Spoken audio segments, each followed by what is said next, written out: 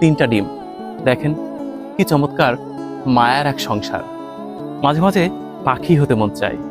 মনে হয় পৃথিবীর এত আয়োজন, পৃথিবীর এত রস, পৃথিবীর এত উচ্ছলতা, এত যান্ত্রিকতা, এত নগরায়নের যুগে নীল আকাশ তলে ছোট্ট একটি লেবু গাছে এমন একটা বাসা তৈরি করতাম, যে বাসাতে ছোট্ট একটা সংসার থাকতো, যে সংসারে এত হিসেব নিকেশ থাকতো না, হৃৎপিণ্ডের পাশে ক্যালকুলেটর মেশিন বসানো থাকতো না, কস থেটার সাইন থেটার জটিল সমীকরণে হৃদয়টা বাধা পড়তো না।